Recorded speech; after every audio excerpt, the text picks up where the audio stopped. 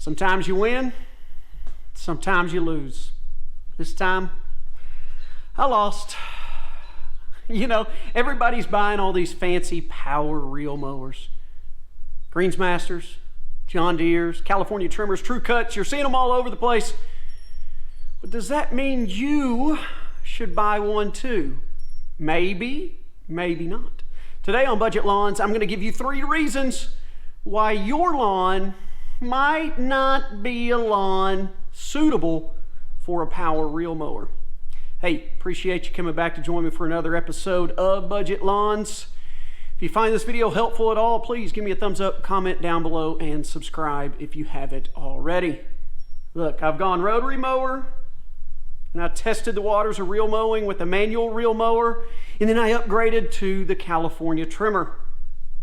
That was all well and good at my last house. But at this new house, I have finally had to come to terms with the fact that I am not going to be able to power reel mow it. I have unfortunately had to part ways with the California trimmer. Does that mean I wouldn't recommend it to other people?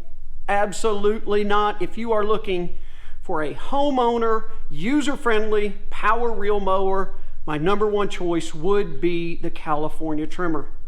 But as much as I loved it and as much as I would recommend it, I have conceded to this new lawn and will not be able to power reel mow. But I am going to manual reel mower and rotary mow. So let's take a look at those 3 reasons of why I say maybe power reel mowing might not be for you. This front lawn, it used to be big until we gave it a complete overhaul to get rid of the massive hill. Yeah. It was a hill. Now it's relatively flat, but guess what? It is also really small. If you have a small lawn with tough to reach and mow nooks and crannies like that, power reel mowing is pretty tough. You need a nice big long lawn that gives you straight runs with plenty of room to turn around.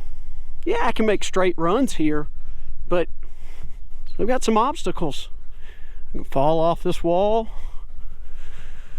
More nooks and crannies over here. Yeah, it's small. So this front lawn will be reel mowed, but with a manual reel mower. Aside from being small, this front lawn, it's also at a pretty good slope. And yes, I know, it's brown. I've been lowering the height of cut on this new sod, which is resulting in some scalping, but we're almost to where we can get the manual reel mower. Yeah, it's at a slope. That's not ideal for power reel mowing either. I don't even want to hear it that there is another YouTuber online that has a massively sloped lawn and still uses a power reel mower on it. Well, good for him, because I don't want to fight the slopes and hills in my yard with a power reel mower. They're heavy. They're a lot more cumbersome to maneuver, and I want to enjoy the mow. I don't want to fight it. So, front yard, it's pretty slopey, but you got to check out the back to really see what I'm talking about. Now, the back lawn, it's not near as small as the front, but it poses a whole nother set of challenges.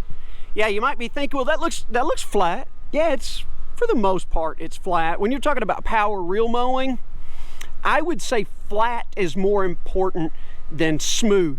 You hear those words kind of used interchangeably, but flat, no hills, no slopes. Smooth, no ruts, no bumps. Looks pretty flat, but here we go. We got to go uphill to get above the retaining wall. And then right above the retaining wall, it's really hard to see on camera, but there is this slope going towards the wall. It's a challenge enough maneuvering a rotary mower back here in this small area, up this side, along the back side of the wall. Now, here and here, sure, pretty flat, but guess what? I would say this looks pretty awesome for being rotary mowed. Lots of ruts, lots of dips, not very smooth. hard to complain with that. I just did get a cut in. We've had some rain, so I was a day behind on getting in my cut. So a little color taken off, but overall, it's really hard to complain about this rotary mowed back lawn too much. I mean, it is thick. It is weed free for the most part. And it's got a pretty solid color green. But here's another hill here. I about busted my you-know-what right here this morning when I was mowing, trying to turn my rotary mower around.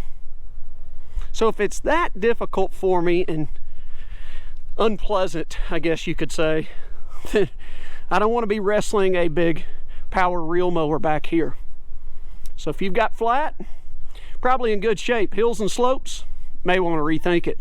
And for the final piece of consideration, you saw as I panned around this back lawn, I have a lot of mulch space that will eventually be flower bed areas.